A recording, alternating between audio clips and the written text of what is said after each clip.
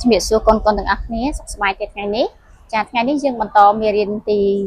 35របស់យើងចាមេរៀនទី35របស់យើងគឺ review of unit 31 to unit 34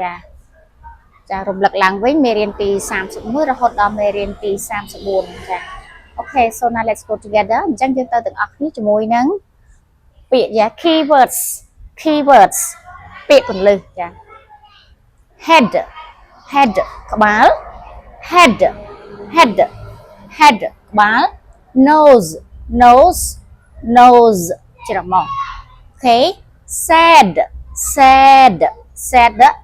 ពិបាកចិត្តចាអត់សប្បាយចិត្តការទុកក្រៀមក្រំចា sad hair សក់ amazing អស្ចារ្យណាស់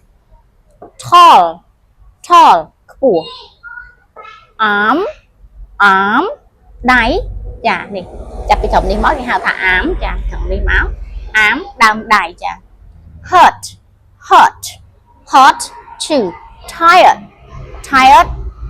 អស់កម្លាំង pretty ស្អាត dolphin ត្រីផ្សោត bag ខ្នង today ថ្ងៃនេះ happy សប្បាយចិត្ត ancient បុរាណចា beautiful ស្រស់ស្អាតចា